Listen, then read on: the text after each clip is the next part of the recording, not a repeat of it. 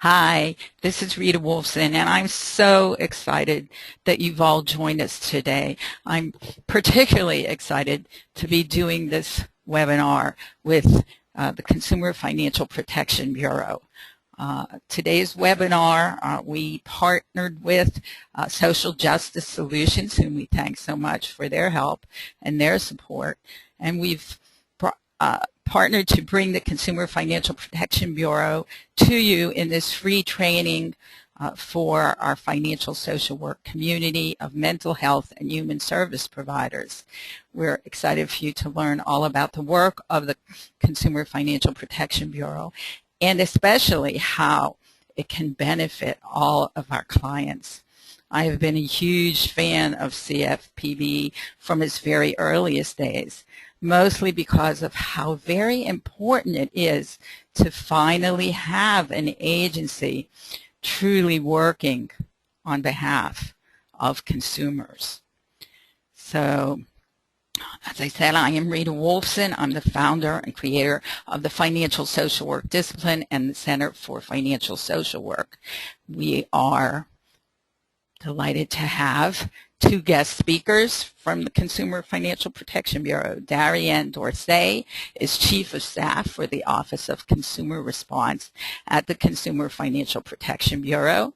She has been involved in every major facet of the strategy, design, and development of the Office of Consumer Response.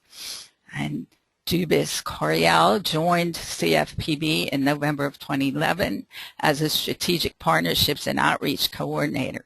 Prior to that, she was the Director of the U.S. Treasury's Office of Financial Education. So I know we are all in for a treat with this training. Just one or two little tips on how to use this platform if you've not been with us before. And in the upper right-hand corner, you will see that there is a rectangle with the information you need to know to navigate around. You'll see that there is a question box. We will be taking questions at the end of the session, and you will be receiving the recording of the session within the next few days. Those of you who are registered, and that's the only way you could be with us today, you will receive that direct to your inbox.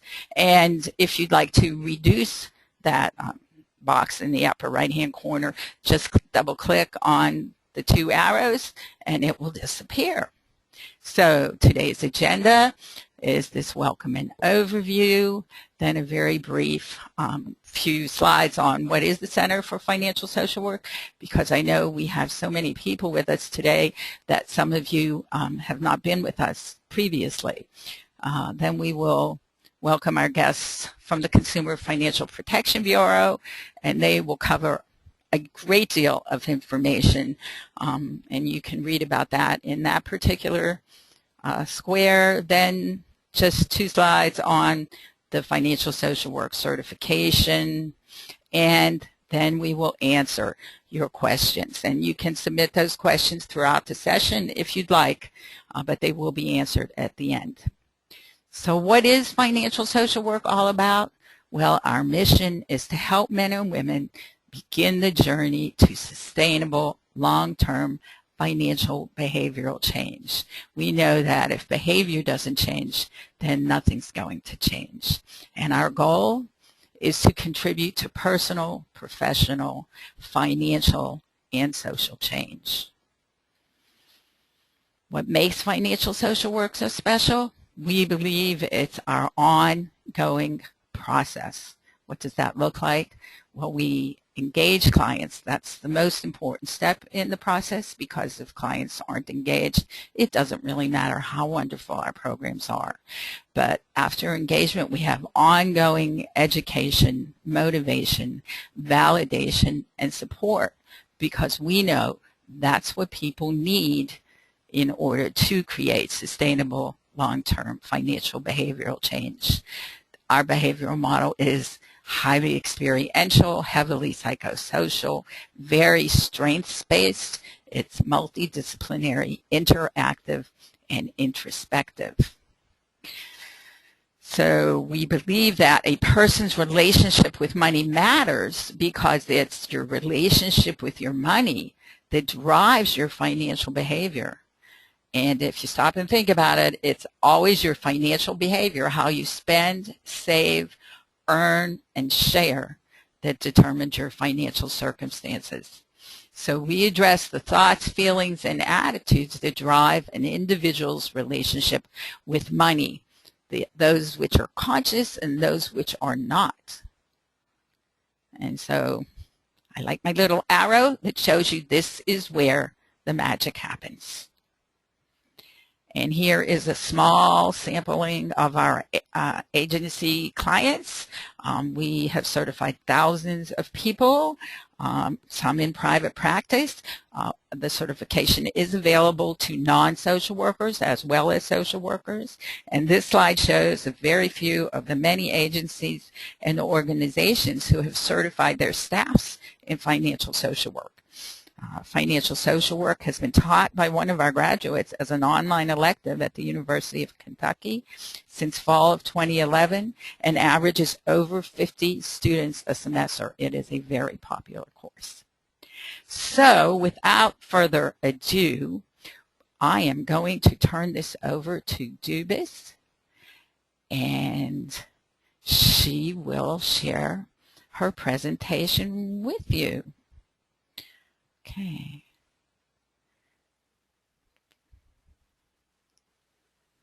Great. Thanks, Dubis.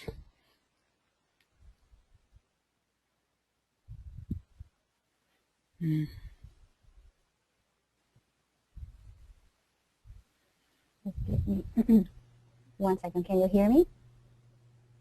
Yes, Dubis, but I can't see your slides. Okay. Okay, great. Okay. Go ahead. Thank you. Thank you so much for your invitation to be here today. We're very pleased to talk to you about the Consumer Financial Protection Bureau. As Rita said, my name is Dubis Correal, and I'm with the Consumer Financial Protection Bureau in the Division of Consumer Education and Engagement in the Office of Financial Education. So what I will do is I will provide you a brief overview of the Bureau, its mission, and I'll talk to you a little bit about our department, and I will turn it over to my colleague Dorian to talk to you about consumer response. So as Rita mentioned, we are a new bureau, and our main vision is to protect consumers from unfair, deceptive, or abusive practices. The Bureau seeks to ensure that markets for consumers' financial products and services work in a fair, transparent, and competitive manner. So we were tasked with some statutory objectives. We have to ensure that consumers have timely and understandable information to make responsible decisions, protecting consumers from unfair, deceptive, or abusive practices. We enforce the law, and we also encourage competition and innovation. The big challenge for us is getting consumers to use costs and risks information to make affirmative choices that save them money or help them get more out of their financial products. So we need to encourage consumers to make affirmative decisions about their finances and not just let events happen to them. The challenge is to figure how we do that, because as Rita mentioned, this has to do a lot with consumer behavior. So the Bureau have an enforcement authority. We also supervise financial institutions. But here in the Division of Consumer Education and Engagement, we focus on the consumer. And that's what I'm going to talk to you a little bit about. Our division, and let me go back and just, the Bureau was created as part of the Dodd-Frank Act, and this was as a result of the financial crisis. We became an agency on July 21 of 2011, so we are a little bit of 2 years, or 2.5 years older, and we have authority to supervise and examine banks, credit unions with assets of $10 billion and up. We also have to authority to supervise non-bank firms, origination, brokerage, servicing of residential mortgage loans, payday loans, private education loans, debt collectors. So we got authority to regulate products at the federal level that were not regulated before. And so that's part of the authority that we got. With respect to our division, the Consumer Education and Engagement Division, we are divided in 6 offices. There are 4 offices that are targeted to specific populations. Those are the officers for service members, offices for older Americans, students, and financial empowerment. Our Office for Service Members is headed by Holly Petraeus, and their main charge is to improve financial protection of service members and their families. And as you can see on the slide, there is about 2.2 million military personnel and 22 million veterans. So they're working with them to make sure that they have information to make informed decisions, but also that they understand the costs and risks of financial products, and making sure that their complaints escalate, get attention internally. The Office for Older Americans focuses on target population of 62 and older, and they have released a couple of tools in the past few months, including tools to help, for example, financial institutions to determine when there is elderly exploitation. They also issue a fiduciary guide to help people who are managing their parents' finances or they're serving as a trustee. So those, I'm just giving you a few examples of what each office has done. The Office for Students focuses on student loans, private student loans, and I'll tell you a little bit later about their tools. And the Office of Financial Empowerment focuses on vulnerable populations, and I will also highlight one of the projects which I think will be very relevant to the work of social workers, and I'll talk about it a little bit later. So those are the 4 targeted offices targeted to specific populations. The other 2, the Office of Financial Education is the one that I'm in, and I'll talk a little bit more about it later.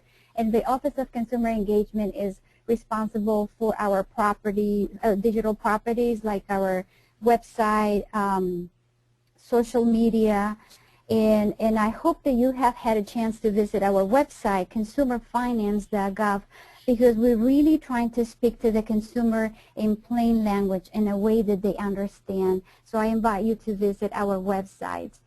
With respect to the Office of Financial Education, we have set a strategy based on 5 tactics.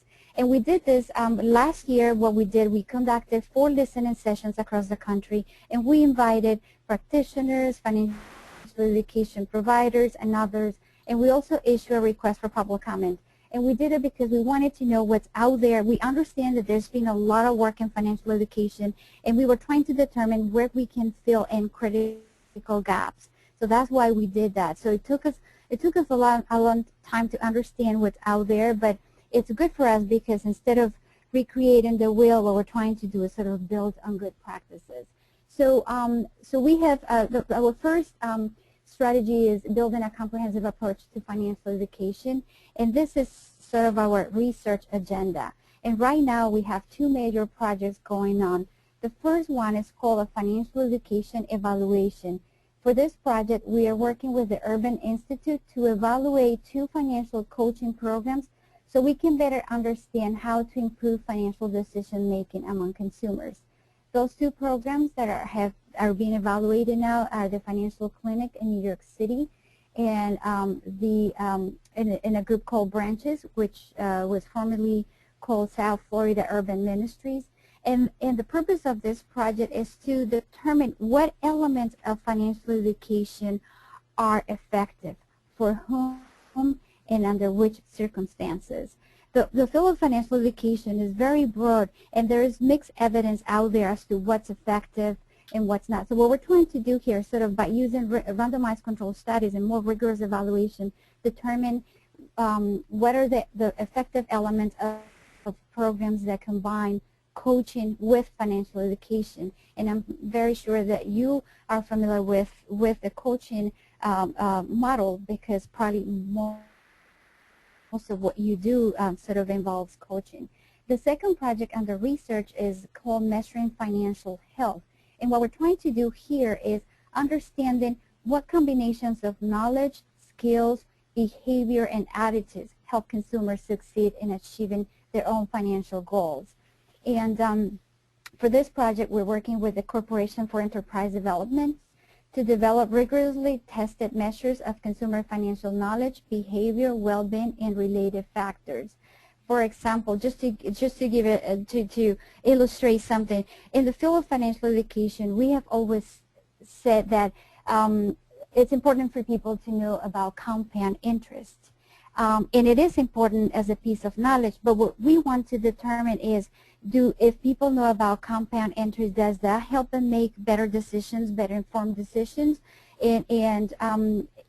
For example, this concept has never been tested. So what we're trying to do is sort of test really what helps people make better informed decisions. Is it knowledge? Is it the context in which people live? Is it attitudes? So this is a very exciting project, and we hope to have preliminary results early next year.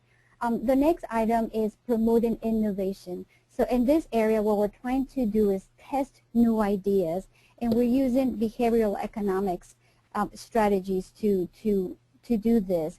And what we're doing, we picked, last year we met with financial education providers and financial education counselors trying to determine what are the most common behavioral problems, very specific behavioral problems people have, and why do they have those. So we picked 3 areas that we believe are important for most of the population, and those are organizing and managing finances, prioritizing bill payment, and time of retirement decisions. So what we're going to do is we're going to develop some behavioral economics tools, and we're going to test those tools to see how we can help people make better informed decisions. And all the findings are going to be shared with the field. For this project, we're working with a group called Ideas 42, and we're very excited about this opportunity as well, because it's sort of like introducing behavioral economics into financial education. With respect to educating consumers, we are mandated to produce content, and we do have publications. We have information on the website, and I'll tell you a little bit more as to where you can find them. But what we're trying to do here is be strategic, because there's a lot of content out there. But for example, we have heard that a lot of the content that's out there on credit is inaccurate because there has been a lot of changes in legislation. So we have developed information on credit. So that's how we're developing content based on what the needs are out there. We also launched our K-12 agenda early this year in April, and we're working on building on existing efforts. And if you find this more interesting, I'm happy to share more with you. And the last item in our strategy is increasing our reach and federal coordination. We work very close with the Financial Literacy and Education Commission, which is a federal commission composed of 22 federal agencies. And actually, the Dodd-Frank put the director of our agency as the vice chair of the commission. So that's how we coordinate with others in financial education, including the federal government. In terms of, I just wanted to add this slide because I wanted you to know about a LinkedIn group that we have. And we launched it a couple of weeks ago. We have a couple of hundreds of members already. But I would encourage you to look for this group. You have to search us by CFPB Financial Education Discussion Group. And we have 3 subgroups, one on financial capability research, the other one on school-based and youth financial education, and the third one on international financial education. At this moment, we're sort of focusing on the general group so that we can recruit enough members, and then we're going to be focusing on the subgroups. But if you have a LinkedIn profile, I will invite you to join us and be part of the discussion. The project that I mentioned before that our Office of Financial Empowerment has created is called Your Money, Your Goals. And as the slide says, is training for frontline staff to help them get confidence about discussing financial matters with clients. And I hope that some of you have heard about this. If not, I'll be happy to share more information with Rita so that she can share with you. We do have a blog on our website about it, which has additional information. But as you know, for low-income consumers, frontline caseworkers are one of the few sources of information they can turn to. So our Office of Financial Empowerment visited and spoke to various programs that are training social service staff on financial education to learn about their successes and their barriers. And because of that research, we developed this toolkit called Your Money, Your Goals, and it covers concepts like budgeting, credit, choosing financial products, consumer financial protection. They are right now testing this toolkit in 25 pilots across the country, and they're working with different social worker organizations, and we will be launching the final toolkit early next year. But if you would like more information, as I indicated before, we're happy to share this with you because it's very relevant to the work that you do. In terms of other tools, we have a tool called Ask CFPB, and it is a really good tool to help people find basic answers to their questions, and people can navigate by category. If you go there and you look for if you don't find the answer to your question, you could let us know and we could create a question. If you found that the answer wasn't clear, let us know as well, because this is an interactive tool and we want to make sure that what we're providing the public is clear and includes information. Also, the great thing about this tool is that it's created by our experts. The questions are drafted by our experts internally, so this is very accurate information. So I invite you to visit our Ask CFPB. Also, we have found that the top view questions are: where can I get my credit score? What is credit card interest rate? What does APR mean? So those are questions that we're getting in top numbers. So I invite you to visit this, and our content, you can use our content, you can repurpose it. So that is our Ask CFPB. As I mentioned, we do have an office for students, and we have a tool called Paying for College. And what it does, it sort of walks a person through the whole process, from applying for college to financing to repaying loans. So this tool is also available on our website, and it has great links. It offers students and families information so that they can make smarter decisions. And what we want people to understand here are what are the costs and what are the benefits of financial products. So we also invite you to look at our Paying for College. Our next tool is we have a list of publications. As I mentioned, we do create content, and you can download them or you can order them. I believe you can order in quantities of like 300, but you could do multiple orders, and we have publications on different topics. So we have sort of like a suite of tools. You can find stuff online, but you can also find our printed publications. You could Google us. If you go to the GSA.gov website and you sort of search CFPB publications, you'll get the list. We have them available in English and Spanish. We also recently launched a whole campaign around remittances because a rule became effective on October 28th that protects consumers who send money abroad. And we did the campaign in 5 languages: English, Spanish, Tagalog, Chinese, and French Creole. So we also have those publications here on GSA.gov. So if you work with consumers who send money home, now they have new protection. So I'll invite you to check that information as well. I think that's it for me. There is a lot to discuss, and I want to be able to. My colleague has enough time to discuss her area, and I'll be looking forward to your questions. Thanks, Dubis. I'm going to now turn it over. You're welcome. That was really helpful information. Great. Thank you, Dubis. This is Darian Dorsey, I think introduced at the top of the call. I'm the Chief of Staff for the Office of Consumer Response. So I want to talk through a little bit about our work and how it fits a little bit with the Division of Consumer Education and Engagement. And the simplest way to think of the Office of Consumer Response and the way we kind of talk about our work are that we do three primary things here. We answer questions, we handle complaints, and we share data.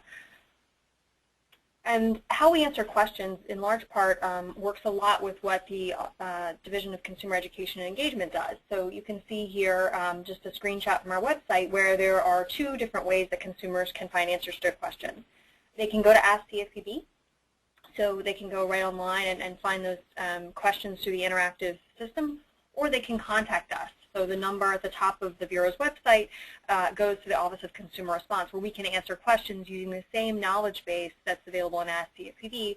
We have those same answers at our disposal over the telephone. We also receive complaints. So similarly, you can do that over the telephone at the number at the top of the page, or you can simply go to the Submit a Complaint page on our website. That page is consumerfinance.gov/complaint, so it's a nice short link to navigate to. And we provide services in 180 languages, a little over 180 languages. So anyone that calls in, we can connect them with other services, and we do that over the phone from 8 a.m. To 8 p.m. Eastern Time, Monday through Friday, excluding federal holidays. But those services are available over the phone and constantly over the web. So talk a little bit about the types of complaints that we accept right now. So one of the things that was very important to us as we were standing up the Bureau and kind of thinking about how we were going to do this is we wanted to do things well. We wanted to be incremental in our approach to rolling out different products that we handle, so that we could really make sure that we built up the systems, had the opportunity to learn, and improve with each subsequent product that we started taking complaints about. So what you can see here is way back in July of 2011, we started taking credit card complaints.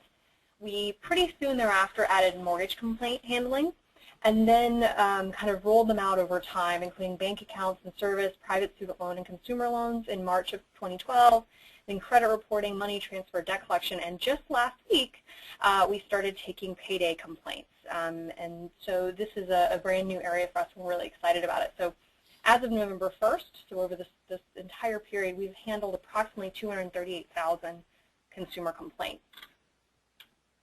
So what is a complaint? I think it's kind of an important thing when you're thinking about kind of how our process works and how it may be similar or different from other complaint processes that folks are familiar with. And a complaint is a consumer submission that expresses dissatisfaction with or communicates suspicion of wrongful conduct by an identifiable entity related to a consumer's personal experience with a financial product or service. That's a mouthful, so don't worry, we never put that definition in front of a consumer unless they really ask for it.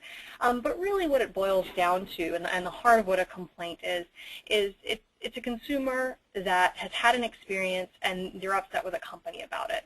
And to the extent that it's a financial product or service, those can come to us, and we can kind of go with it from there. But that's really the whole idea, is that a complaint is really about a consumer's experience and something they're upset with, and that they need something from. They have some issue, and they come to us. So with that in mind, this is how our complaint process works. At the top, you kind of see the different steps. The complaints are submitted, we review and route, company response, consumer reviews, we review and investigate where appropriate, and analyze and report. So I'll walk through these steps just a little bit in more detail, but I'm happy to answer questions at the end about any particular step. So the first step here is complaint submitted. One of the things that was very important to us when we were standing up the Office of Consumer Response is to try to be as accessible as possible to consumers from all walks of life with all different kind of access to the internet and all different languages and levels of literacy and so on. So we really wanted to try to be accessible. So we take complaints. This is in rough order of kind of efficiency for the consumer and allowing them to kind of use their own words. And that's the web intake form, the phone channel where they can call us and we'll take down their complaint, the referral channel. So we receive complaints from other regulators and other agencies. And then we do still receive some fax, mail, and the odd email kind of complaint.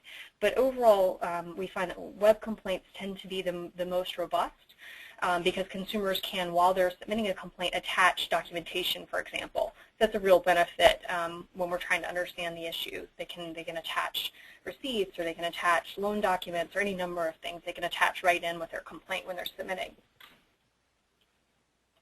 Once we have these complaints, so regardless of whatever channel they come in, we take a look at them and check for completeness and jurisdiction. We remove any duplicates and we send to the company. And right now this is running at under a day, where we get a complaint in, we've done all of that check, and it's out the door and it's to a company for response. So the company, after they receive the complaint, has 15 days to respond to the consumer and the CFPB. They do this through a secure portal. So when those complaints are sent to them, it's all electronic. They're available in a portal, and the company has 15 days to respond, and they're expected to close all but the most complicated complaints within 16 days. So, I'm sorry, 60 days. So within that period of time, a consumer gets a response. They get some response within 15 days, but they get some kind of closure response within 60. At that point, the consumer gets to kind of weigh in on that company's response. And the consumer can provide feedback about the company's response. They can do this in one of two ways. They can either view it through their own secure portal. So for those that are comfortable with the internet, they can log in actually at any point in the complaint process and view the complaint. Or when they get the notice from us that the company has responded, they can log in, look at what the company has said, and let us know if they have feedback about it by disputing. So if they have a concern with it, they think something was missed, they can dispute. And that information, we also will let the consumer know about the company's response over the telephone. So if they're not as comfortable with email or with the internet, they can give us a call, and that communication is prompted by letter. So for consumers that aren't comfortable with email, we'll mail letters at each stage in the process, and this letter will let them know to call us, and we'll take that feedback that they have over the telephone. We use all of that information to inform our work. As you can imagine, with the 238,000 complaints we've handled thus far, we have to be smart about how we prioritize complaints. And so we review feedback as part of that process of determining what we're going to look at, and we will look at other things such as the timeliness of the company's response. So late responses, that's factored into our prioritization exercise. And if we determine that we are going to prioritize a complaint or investigation, we will reconcile what happened and collect additional documentation from the consumer and the company if needed to understand what happened in that particular instance of the complaint. And through that process, we'll identify suspected violations and consumer education opportunities. And this is one of the key ways that the Office of Consumer Response works with other parts of the Bureau, such as supervision, enforcement, and fair lending, as well as with consumer education and engagement. So we're identifying things in this work that really can inform the broader Bureau's work in a bunch of different areas. So complaints are very important in that way. The other thing that we do beyond that kind of internal sharing is we also share with federal and state regulators. We push the complaints that we receive into the Federal Trade Commission's Sentinel database that makes these complaints available to law enforcement as well.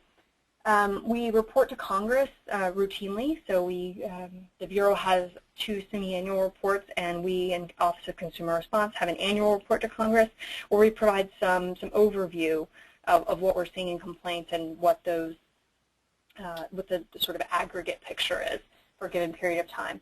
And then the last thing that I think is really different about what we do and enables us to kind of allocate resources appropriately and handle a very large volume of complaints is the consumer complaint database. So I'll spend just a minute talking about that. If you go back to our homepage again, you'll see Participate, and under Participate there's the Consumer Complaint Database. And what the Consumer Complaint Database is it's a database that includes roughly, as of a little bit earlier today, I double-checked this number, more than 162,000 complaints, individual consumer complaints, that about a whole range of products: credit cards, mortgages, bank accounts and services, private student loans, consumer loans, credit reporting, money transfers, and debt collection.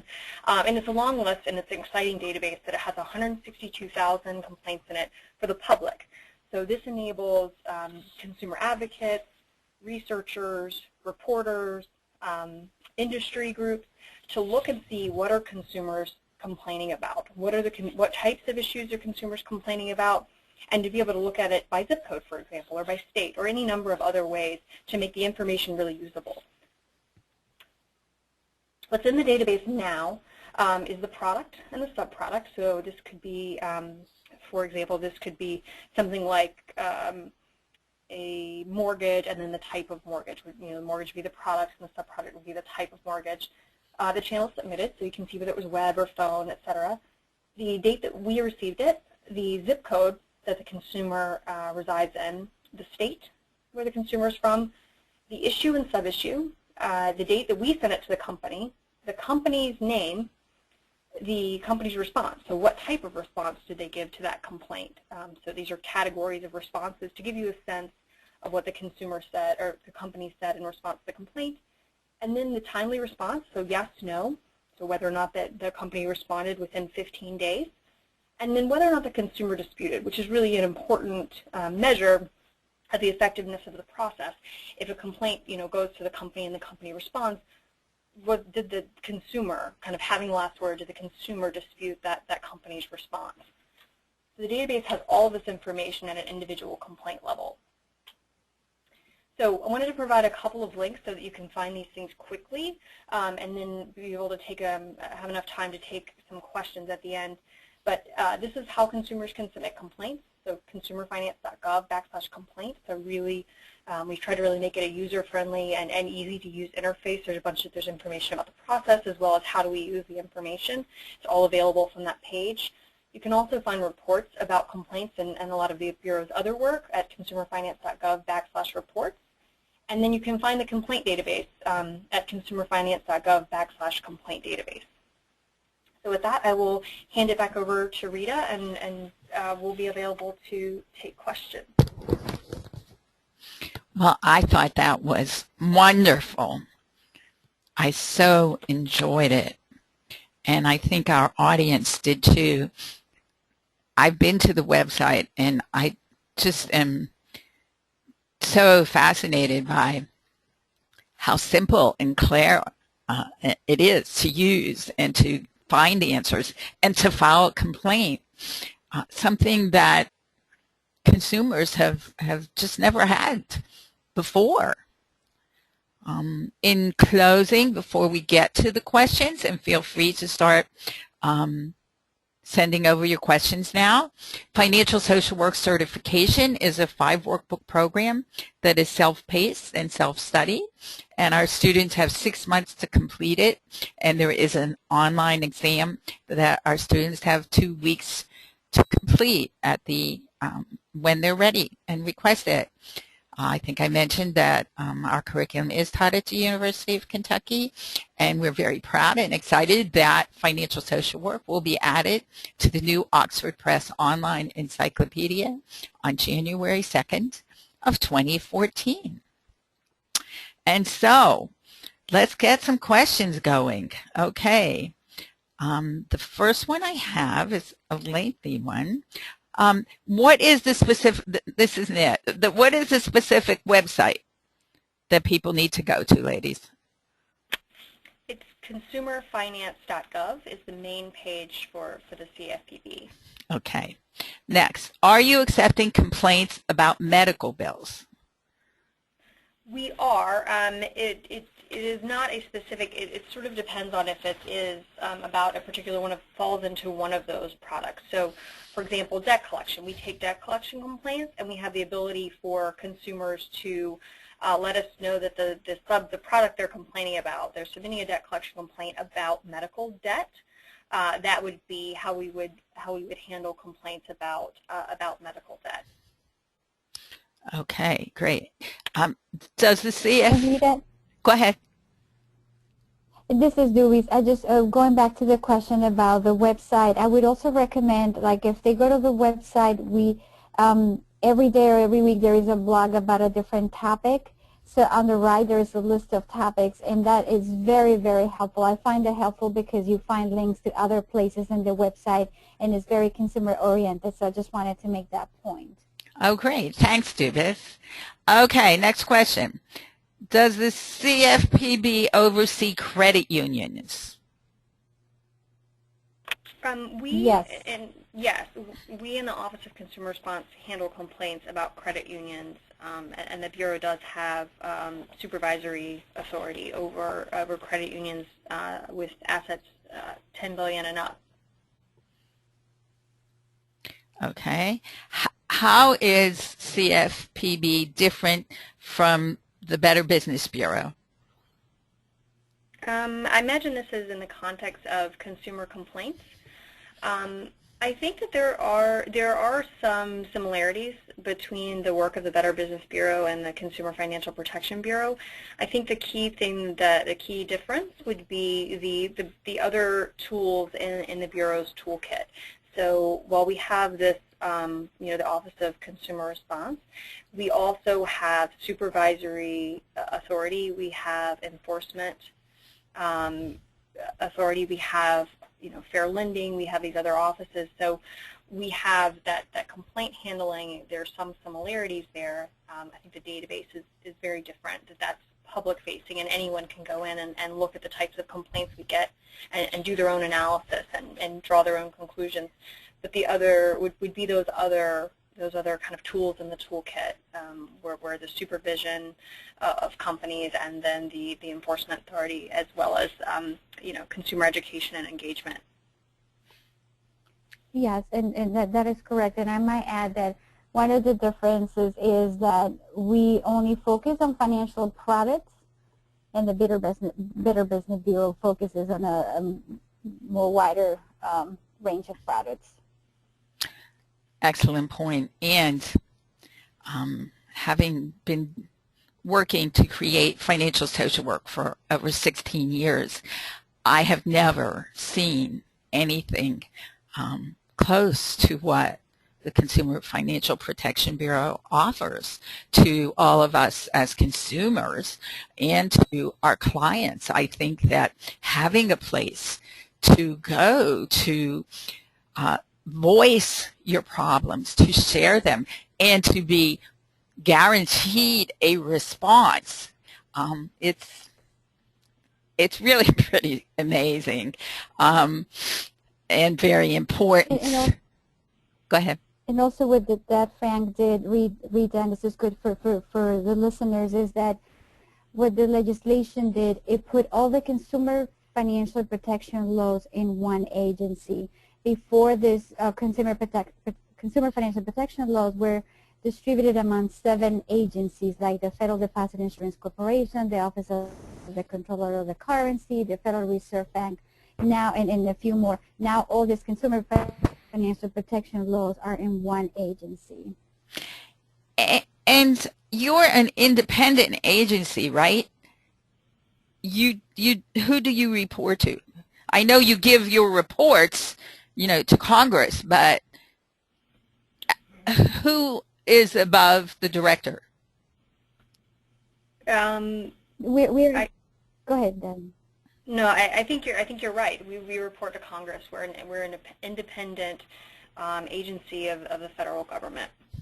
Which is why they didn't want to appoint Richard Cordray. So this is really something pretty special, everybody. We have lots more questions coming in. Okay.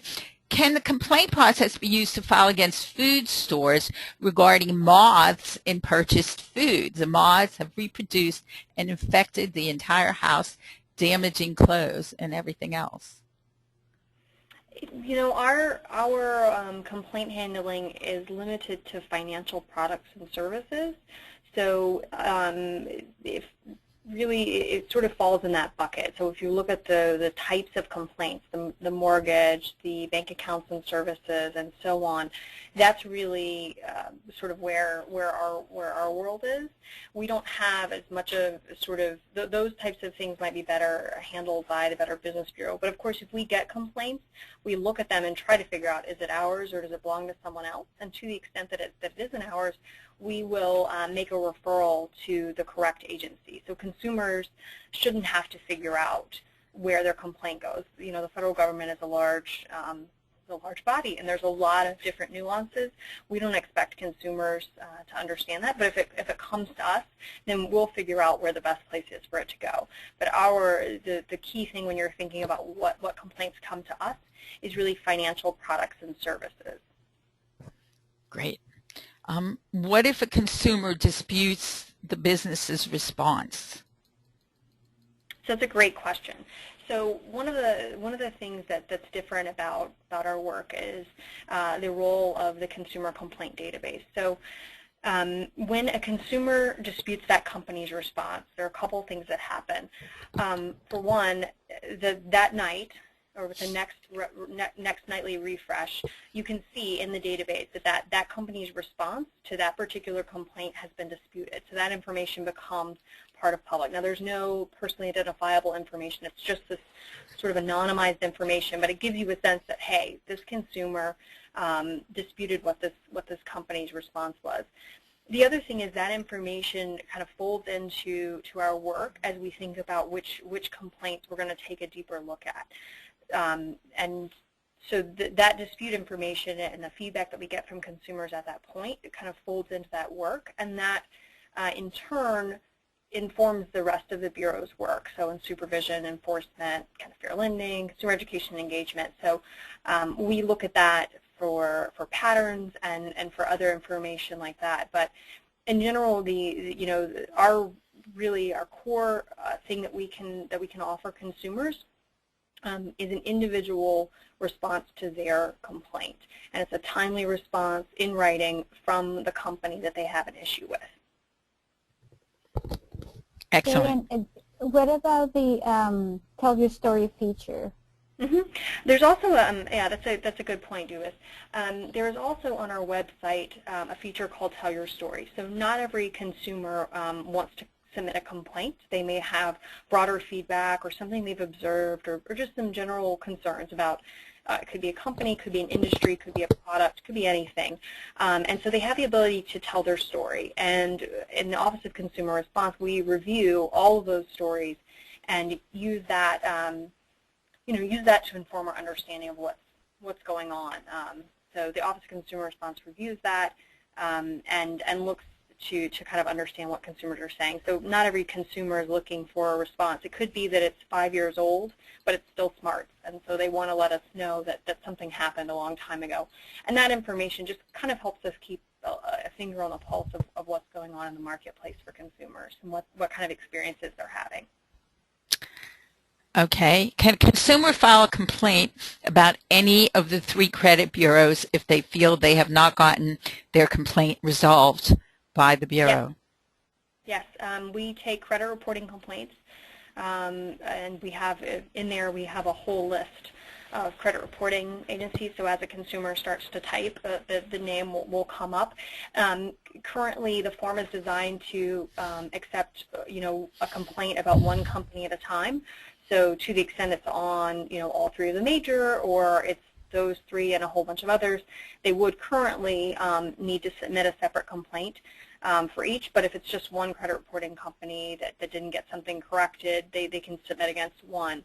But yes, we accept complaints about credit reporting companies. What are you able to do with offshore debt collectors who disregard the law? That's a great one. Right now, we make every effort with every company to, if we receive a complaint about them, to reach out to them and get them to respond. And that's part of where, our process can provide a lot of consumers with that response, and that's obviously wonderful, and we try to do that. But the information that consumers provide about things like that can inform broader work throughout the bureau. So even if it's a long shot for a consumer, they maybe don't think that we'll be able to find the company, and that may be the case. It's still important for us to know that that they're having issues and that we have that information. So we would still say, if you're having an issue, to submit a complaint if you're not being able to kind of get with the company and get resolution on your own. Terrific. Okay. Currently, most states don't have in place a process for complaints against condo association treatment. They have COND, but I think it's condo. Can this be done using your organization? We don't accept complaints about condo associations. Again, it's the financial products and services. So that's not an area where we would have it. Now, if there were something, for example, where a condo association was automatically debiting your checking account, for example, and you had canceled it, or they were double debiting, or there was some issue, you could conceivably complain about the bank not stopping the withdrawals or something like that, but we wouldn't be able to do anything about a complaint about a condo association, because that in and of itself is not a financial product or service. Darian, this one is directed at you. Someone says she has a client that cannot open an account with an internet provider because someone else has an account with her Social Security number. The company will not assist her, and the police say there's nothing they can do unless she knows who is using her Social Security number. Is this a complaint you could assist her with? It depends on what the company is. It sounds to me like, and without having a whole bunch of familiarity with the specifics of the complaint, it sounds like it might be a complaint for the Federal Trade Commission, who they deal with identity theft, which is what it sounds like here. Now, if for example, if it's an internet provider, then that would probably be the right place for it to go. But if it were something else, a merchant or a financial provider, if they couldn't open a checking account online because of this, that could be something that could come to us. But we're happy to take it and make sure it gets to the right place. But if it's just an internet service provider, that would probably go to the Federal Trade Commission. Well, unfortunately, I've had experience with clients with identity theft, and that's a very difficult process. And I think you're right. That's what it sounds like. I am very interested in the school-based educating youth component. How do I find out more on that topic? Thanks for that question. Yes, we issue a white paper in April. So if you go to our website, consumerfinance.gov, you'll find information. But basically, we are focusing in 5 areas. One is helping teachers, because research has shown that teachers don't feel comfortable teaching financial literacy because they're not comfortable with their finances themselves.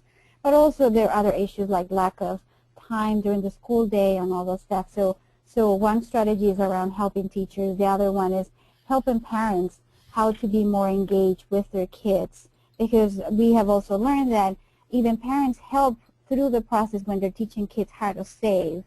The third one is making sure that students have access to experiential learning. So we're looking for, if you know of best practices out there, please let us know programs that target school kids, or even after school programs where they have the opportunity to actually act on that knowledge. So that's the fourth. And I think so. And the fifth is around research as well. So if you want more information about this strategy, you can access that white paper on our website. What approach are you taking to make financial education more impact behavioral change? What are you finding in your research? So as I indicated, we are involved in research, and we're going to be sharing preliminary findings sometime in early 2014. So stay tuned. I don't want to speak about it as this is still in very preliminary format, but it's very interesting. The researchers here have done literature review, and now they're doing randomized control studies, and we are focusing specifically on how we can help people change behavior. That's why we're looking at the definition of well-being and what does entail. So I'm going to make sure that once we have the findings, Rita, that I will share them with you so that you can get it out through your networks.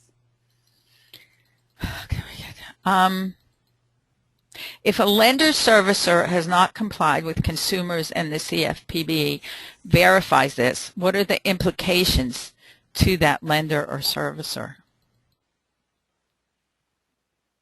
So I think you know, that's where we really, when I talked about the tools in the toolkit, that is where supervision, who goes in and examines companies, banks and increasingly non-banks, and enforcement, where those are part of the toolkit. And so that information is something, if it's, to the extent it's something we identify in complaints, is something that's important for us in sort of internal collaborations to make sure that supervision and enforcement are aware of issues like that.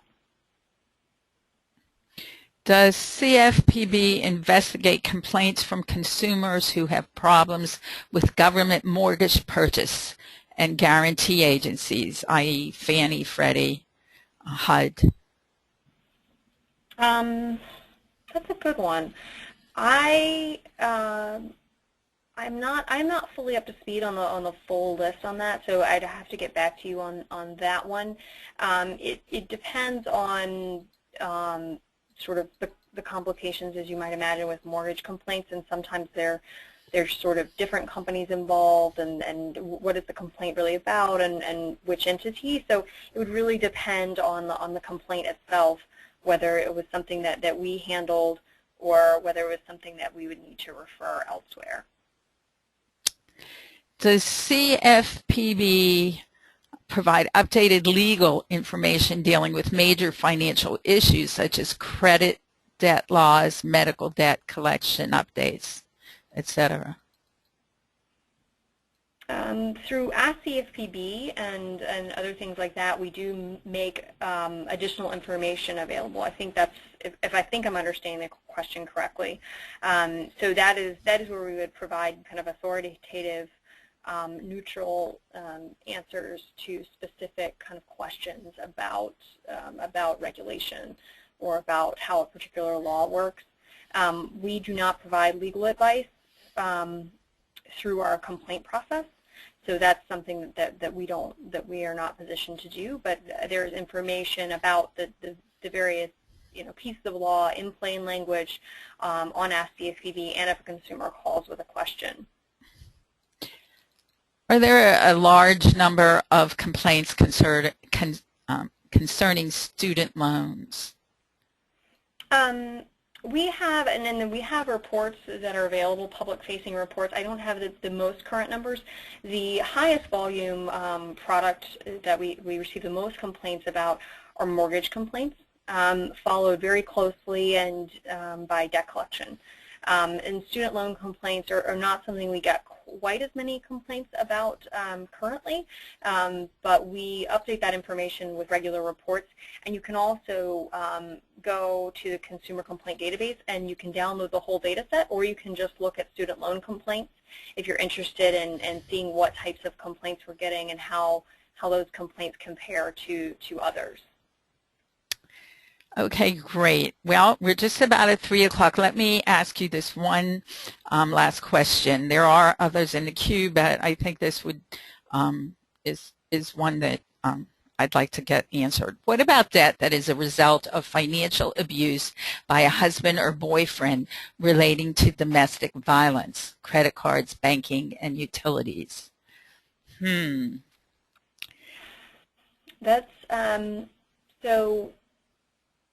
To the extent, it all depends, and there's a bunch of nuances to this, as you might imagine, depending on what the product is. So to the extent that there was something like fraud, for example, if someone was not an authorized user on a credit card, we take complaints about unauthorized users on credit cards. Things like that, we are able to sort of help handle those complaints. It really just depends. You know, every consumer's situation is a little different, and whether it's a consumer financial product, that's really when you're thinking about, you know, kind of who should avail themselves of this service, it's really thinking, is it a financial product or service? Is there a company that is offering a financial product or service, and is that who the issue is with? Then it's a complaint for us. And there's always, like I said, there's always the option of giving us a call, and we can help people figure out if it's a complaint that we can handle, or connect them with another resource that might be better suited to handle that particular issue. Well, Dubis and Darian, I would like to thank both of you so very, very much for the wonderful presentation you put together, for the wonderful answers you provided to our financial social work community.